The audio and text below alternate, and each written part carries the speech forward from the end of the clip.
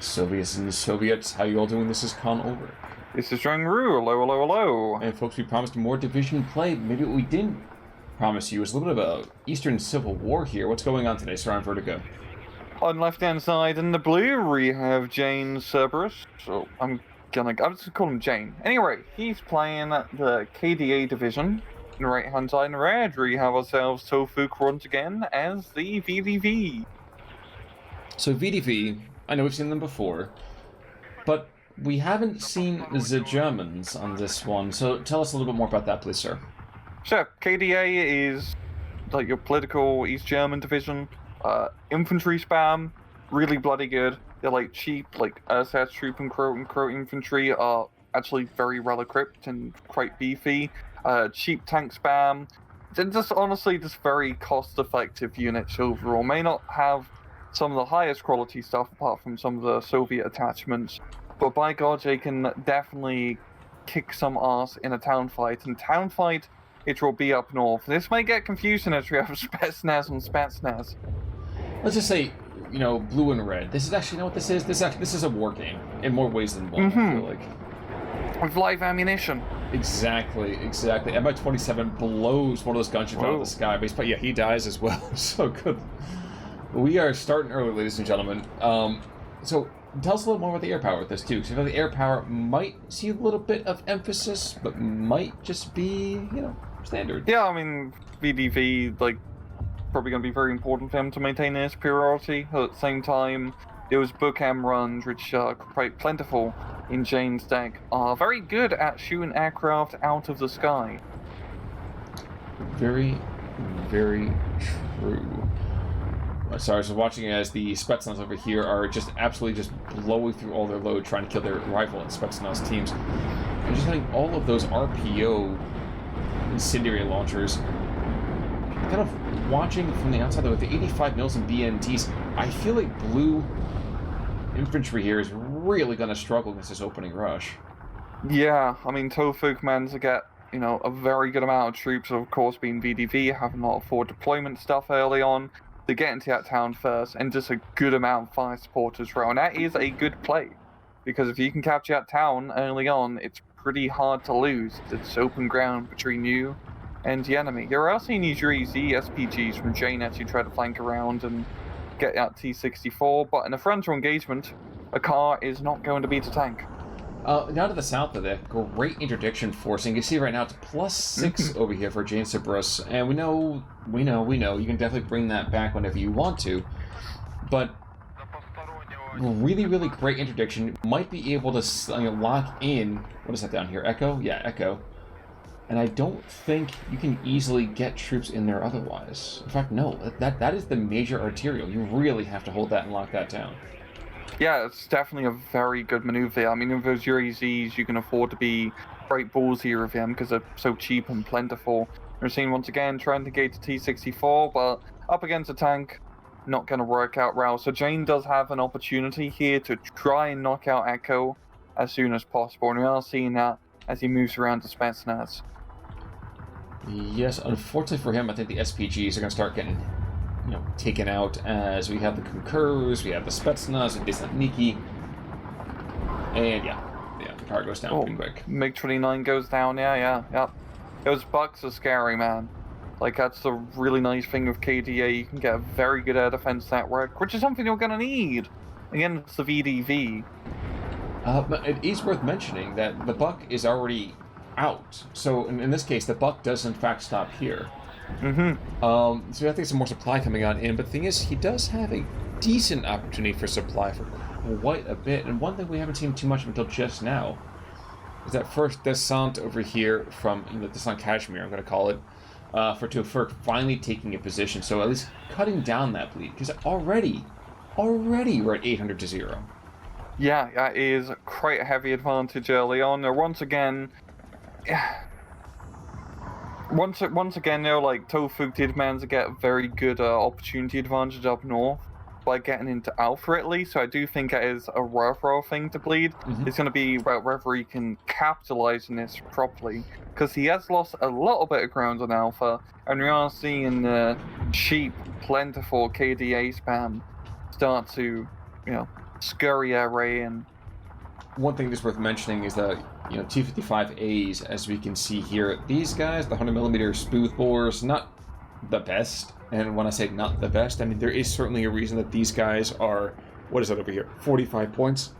Yeah. To basically on the other side, where the worst tank they have, legit worst tank, is 185. I say 310, but 185 here, so. Yeah, honestly, the cheap tank spam will probably work really well here for Jane, because there's not a whole lot of, like, heavy, scary tanks on Tofuk's side. There's a few of those T-64s, but at close range, those T-55s can prove to be quite a bit of a threat. And especially against all this, like, cheap infantry stuff, being able to just throw cheap T-55s to deal with light armored vehicles and really everything will work out quite well. Yes, at close range, though, and that's always such a unique kind of phrase to, I'm not going to say work past, but rather, it's still worth mentioning they have to get to close range. Up north, that's pretty easy. It's pretty, like, a close range battle. Yeah, you're right. And I think that's where they work well. Down south will be a bit different. That's where KDA will definitely falter, because that's one big issue, is they don't really have a whole lot of long-range anti-tank.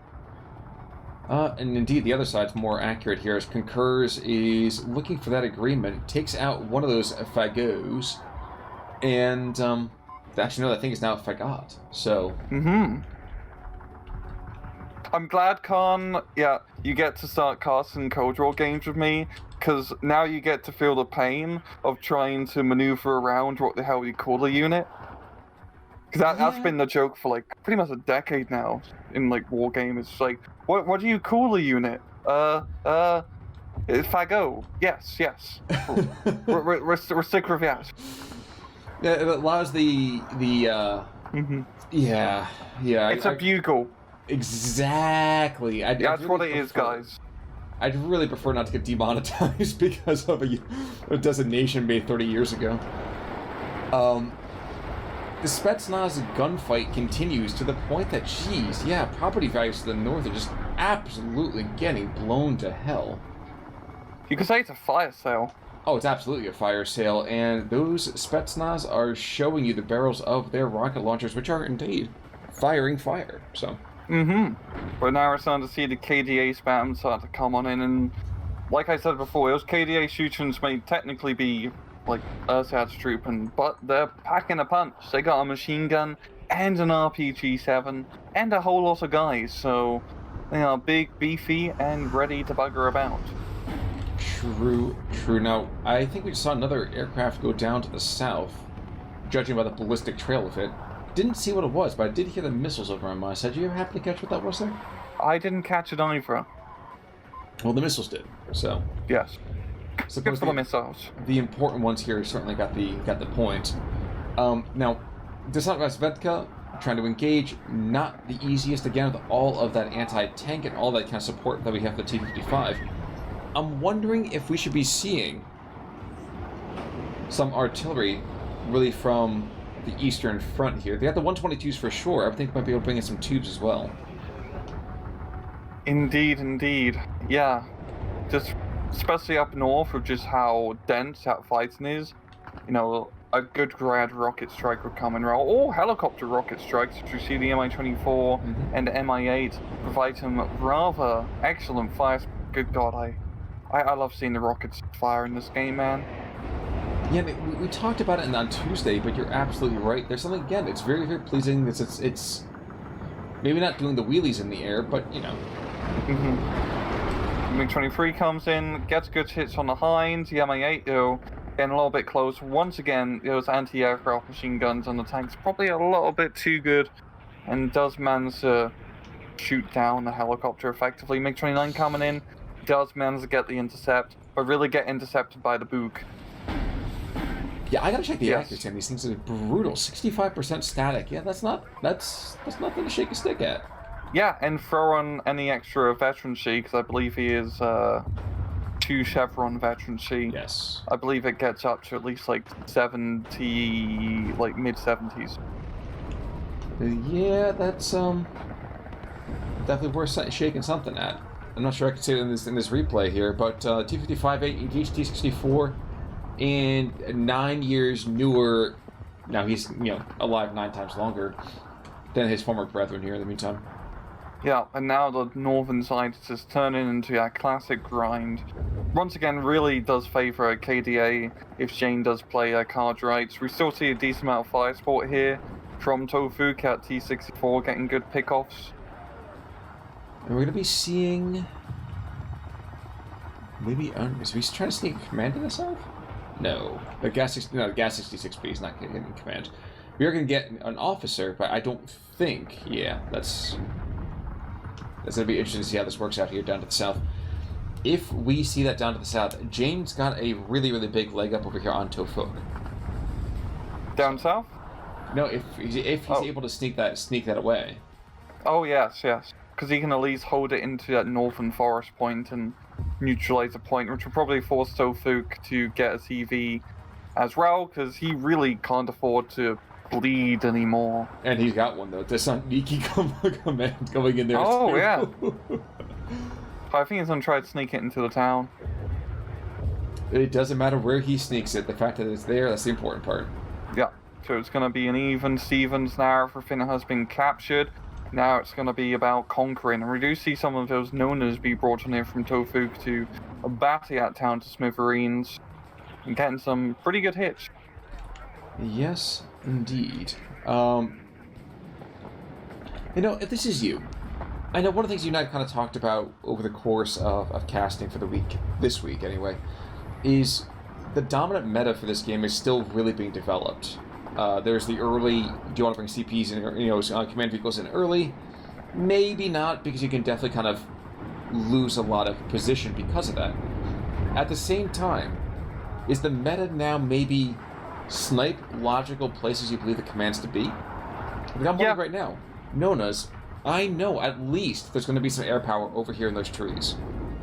Do I hit that with my tubes? Do I go after it with my guns as well? Like, what do I do? Is that, I think, a dominant kind of thing you think that's going to be moving forward, or what's going on in your thoughts? Yeah, CV sniping is always, even going back to Raw games, a pretty important playstyle, whether you like it or hate it.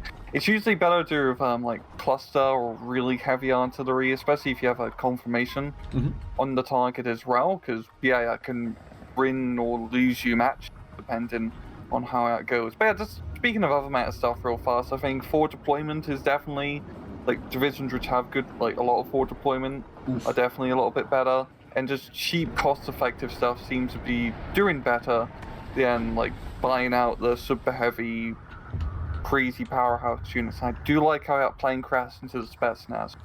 I think he did a bit of damage as well. I was actually more distracted by the fact that we were going to see an artillery support over here on that OSA. Question... Nope, never mind. That could have been so good. Unfortunately, T-55 is probably going to buy it instead. In the meantime, actually, the Germans are bringing in their own artillery. We've got the Malka over here in the back, engaging that 203, looking for maybe the Razvedka. I think he's anticipating a CV snipe, and unfortunately, he's not going to be getting it. Yeah, and that Malka is a perfect CV sniping unit. It is an absolutely insane, like, weapons platform. You can just reach out, touch someone, and blow them up from, well, in this case, almost 40 kilometers away. Which is just, the ranges in this game are insane. It's like, at that point, when you'll have, like, a unit with, like, 40 kilometer range, it's like, okay, yeah, we get it, you can shoot across the entire map, no need to be smart. Well, it's funny to give a replay on Tuesday. We have Tofuk, for example, has been with us a couple of times, and him having a replay on Tuesday and having shells come in from Thursday for the next week. Preemptive bombardment. Exactly. Now, tube artillery to the northern side, we have 120s trying to find the anti-tank position. Hitting that building, not really going to get any joy out of that. But now aiming for looking curves. Okay. And now the battle lines are definitely starting to solidify now as both sides are just kind of feel a bit more safer to invest in real-line support units, like all the artillery, instead of trying to get a bunch of frontline. Oh, we are seeing another CV from Jane actually being, I think, brought into Echo, which is quite an interesting call, considering he already has a CV in Echo. Maybe he doesn't think it has much time to live. Yeah, I'm not sure I really agree with that. But what might be the reasons for that? You said might not be much time to live. Anything else? Yeah, I think probably got Spetsnaz up north may potentially bite to dust. So, sneak CV in the southern side of Echo, especially where he actually has a pretty good foothold here, which is, the anti-tank gun as well as some of the infantry. That's another sneakier position to hold. No, One thing that is kind of surprising to me is that despite the fact there's an awful lot of blue to the south, and not so much red, honestly, why is it that we're not seeing a greater investment on just trying to blitz that, whether that's with air power or, heck, with vehicles? Like, why are we not seeing more aggression there? Is it that old, well, my opponent's attacking me up here, therefore I'm going to engage him up here in the north, or what is that? What's going on here? What's the psychology? I think he's just... I think he's just very much focused in just trying to grind out up north, as this is a bit more of a better ground for Jane to engage with. He doesn't really have good long-range anti-tank down south, so he doesn't really want to be engaging all that much. We are seeing him move an MI2 over, actually gonna get shot down there. But also just looking quickly up north, the KDAs are slowly breaking through. Just a horde of very motivated East Germans will be enough to beat up East Descent-Niedke. Yes, indeed. Just watching the T-64 start to engage everything else here, though, too. So the RPG-7 doesn't quite have the same reach-out and touchability as some of his comrades over here. So nothing to sneeze at either. Descent-Niedke, though. Okay, so Descent-Niedke, KDA Schützen. KDA Schützen should come out on top, right? Yeah, it's just numbers. Like, Descent-Niedke also very good infantry as well, especially if they're bloody fantastic RPG. But the KDAs, as you see, you put them in a town, they're gonna be quite a while before they get blown out of it. But as if they're looking for some help, unguided bombs, blowing a hole in the countryside. So apparently he was looking to send a message. Unfortunately, I don't know who he was sending it to. I think he was trying to CV snipe, maybe, but the CV did maneuver out of the ray. The irony is he's putting it right back to where the bombs were. So actually, which I absolutely adore this play. Because think about it. You think to yourself, okay, I hit that area, he's not there. That's a deep play, yes sir? It's like if you're playing a battleship, but you cheat by moving one of your ships into an area which your opponent has already, declared. Brian, why are you talking about our last game night? You know I'm so salty about that. I know. You were like, yes, I also actually have these things that fire little pellets, and they have crewed by aliens, and that was a battleship joke that really didn't get anywhere. It actually kind of sunk. But, what, you talk about the north, you talk about the fact that you're going to grind out that town. Is WARNO a game that promotes that grind play, or is it one of those things that really promotes a much more dynamic focus in other areas?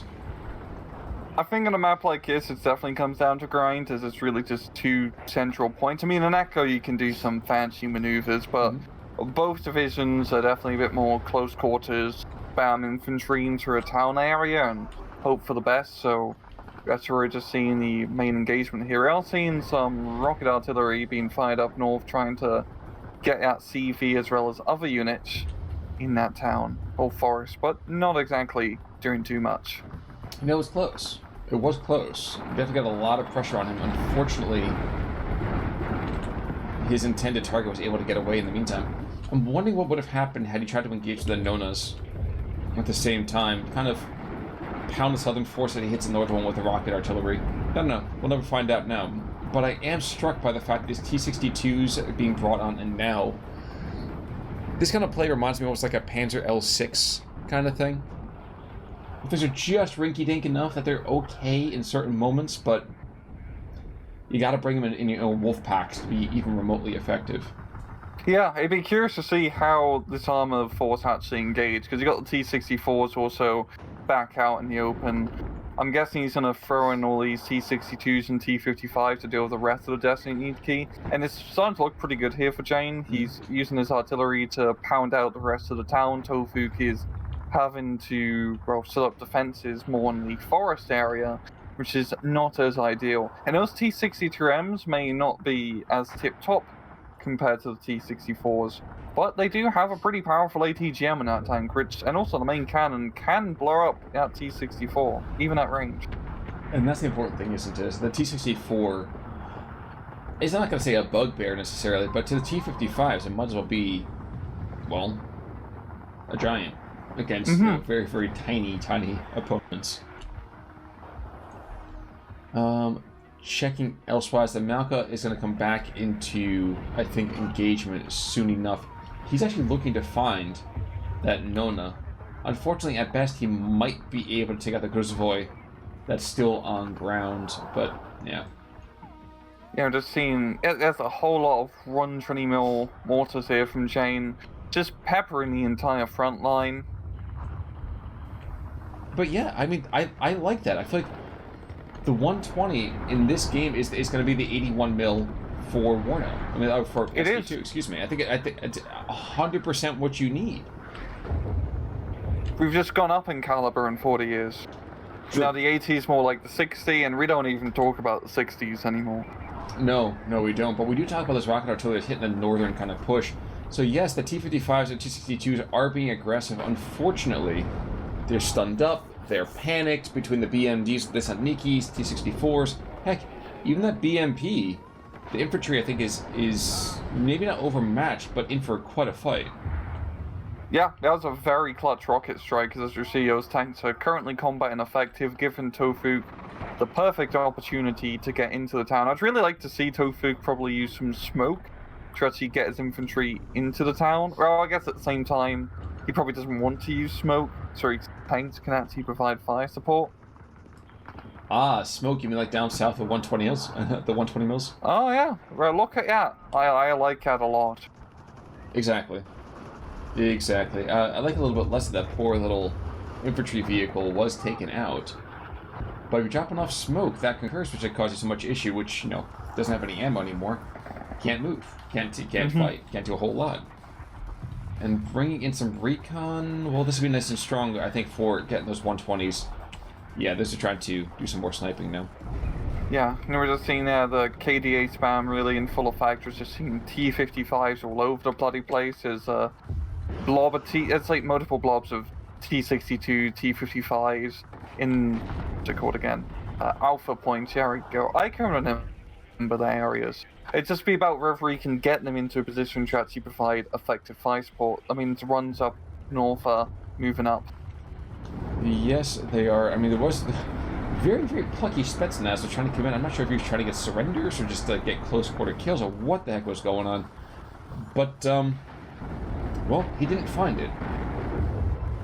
He did not. It at all.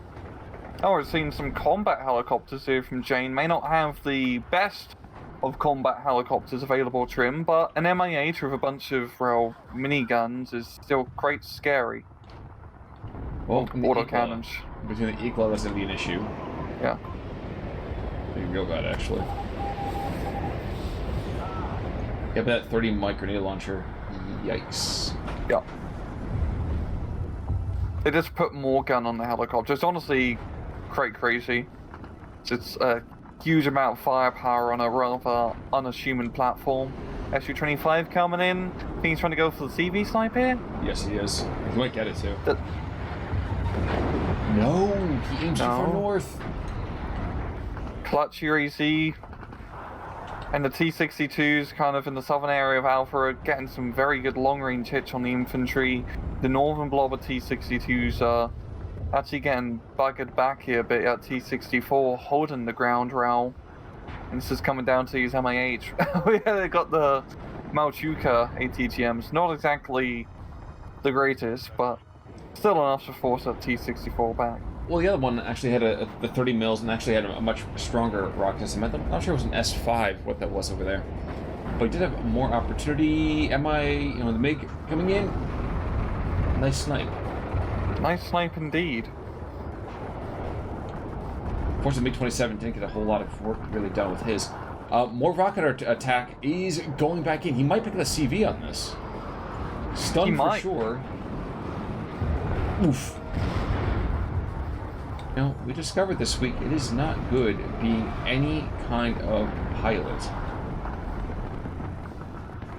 Kind of funny, too, when we go for it. We look at really SD44 and SD2, and what we discover is that you got a pilot, could potentially be deadly, but for the most part, usually pretty much okay, unless you get mobbed by Spitfires or something like that. Here, I feel like one of the most deadly professions is to be a pilot. Yeah, unless you play like a bunch of Ace Combat and know how to avoid all the missiles. It's not a matter of if, but when you get shot down. Exactly. I mean, it even happens to Maverick. Mm-hmm. Yeah. It did. And if it can happen to Tom Cruise, it can happen to any one of us. Yeah. So, T-55A in the down south, it's kind of interesting. The artillery is being used to really aggress on vehicles, on MBTs more than anything else. I'm not sure I really agree with that kind of target selection. I feel like that material should be used more for anti-personnel. I mean, it is HE for a reason. Yeah, like down south, unless he's gonna like push on through after an artillery strike, I don't really think it's worthwhile to really be investing munitions down here. He really needs to just try and take the northern point. We're only 13 minutes left in the match. Jane has a fantastic point advantage due to the early CV game, and now considering it's just a bleed-a-thon now, because, Tofuk bleeded points so hard, Jane can just play a stalling game. He can just keep spamming stuff up north. He doesn't have to take territory, he just doesn't need to lose territory. And it's actually kind of funny that the Germans are the ones playing the Stalin game, so we think that'd be a Russian thing. It took inspiration, but there we go. Tofuk is briefly capping down south. Exactly. Maybe it's just trying to get a CV snipe down south with that artillery. But he's not aiming for CVs. He's aiming. He might think the CV is in that forest, because that's more of the likely area for it to be in, because it has cover. But Jane is juking him by keeping it just slightly behind the forest. Wondering if he should just try to go and push that Spetsnaz south. I don't know. Anyway, looking back to the northern side, T-64s from the east are all dead. I would not be surprised if we see a resurgent push trying to find and kill that command vehicle up there. Mm-hmm. I think that's what we're getting set up for. We can T-55s and more infantry with more Schutzen being delivered into that town. And while some of those are pioneers of flamethrowers, I think, I could be wrong here, I think we're starting to see some exhaustion over here from Tofuk in terms of, let's say, long-term prognosis for the division. No, I definitely agree. He's lost a lot of detonated key, and by God, he has more KDA shootings to, shoot up this entire map. Yeah, I think it's kind of surprising about this too. Ooh, wait, T-62 down south. He's going hunting. Oh, he's going in hot. Look at him go. And he's gonna see as well. Oh no, he's engaged in the M8. Okay. Yeah.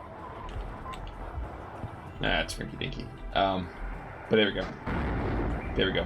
Descent command over here is gonna take an awful lot of firepower. I think this might be the end of the south. Yeah, He wanted to make sure. Well, the funny thing is the Igla over here is like, dude, I try to protect you, but, you're kind of in the open. and I'm out of ammunition. Yeah, we're definitely seeing some exhaustion. Because there's really not much left on the field here from Tofuk. Down south, it's pretty barren. Up north, pretty barren. And the Schutzens are just walking on through. Well, and now the Nonas were able to actually engage for the infantry to try to, get that CV snipe.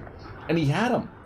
He had him in the trees. He was right there. Unfortunately, he has no more munitions left, which means he's got to go and bring in more ammo and everything like that, and he doesn't have it. He just does not have it anymore. So I don't know. No, he does not. It's really just artillery and T-64s now on Tofuk's front line. And he's got T-64 BVs, which are pretty damn good. They have more frontal armor, but still, that's not gonna get you through hordes and hordes of angry East Germans and a few traitorous Spetsnaz. No, probably not. And yeah, it might be only 10 minutes left, but there's still 85 down south. So anti-tank gun is still, doing Trotsky's work here, picking up some small units here and there. Unfortunately, I mean, you're not going to use a cannon to start shooting at infantry very often, and I would see that the long term of this is not going to be bueno. Yeah, there's too much infantry here for him to really deal with. Now, he's bringing up T-64 as well, but he needs infantry to hold the point, and he just doesn't have it. We're seeing up north the horde of Shuchens are just barreling their way through. Those T-64s can provide fire support, but only so much. True. In the RPG-7, I have to check over here myself. Wait, Command Snipe? This is a Command Snipe, this game's over. I mean, it's probably fairly safe to say the game's pretty much over as is. That command vehicle goes down, it is all over but the shouting. Yeah.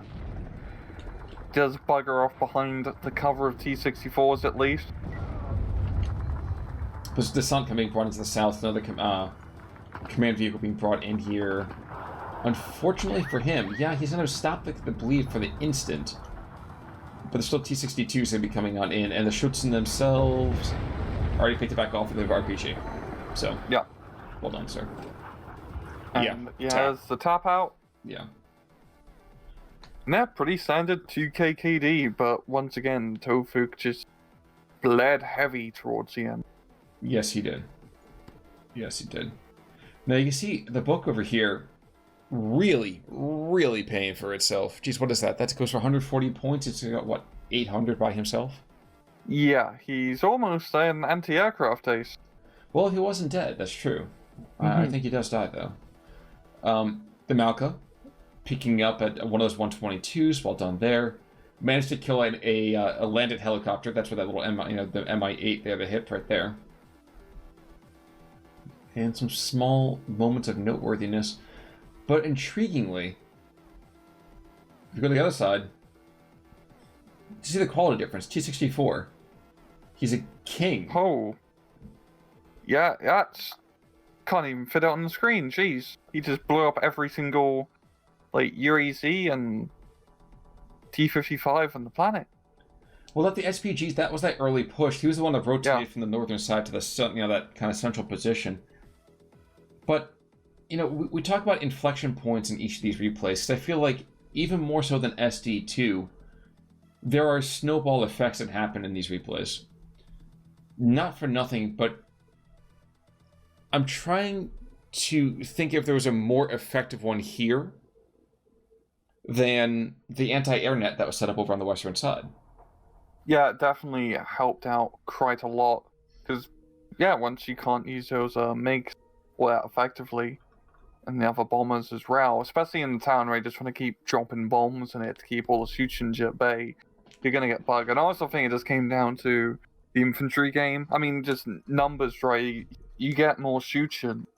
And also a Shuchen squad is double the size compared to a Destiny T squad as well.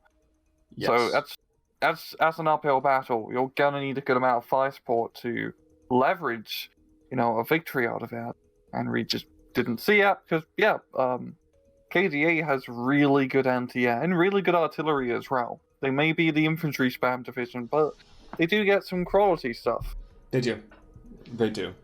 Nazi has a first feature over here on the channels. They acquitted themselves very well. Yeah, they're definitely one of the top tier divisions right now because they're so cost effective.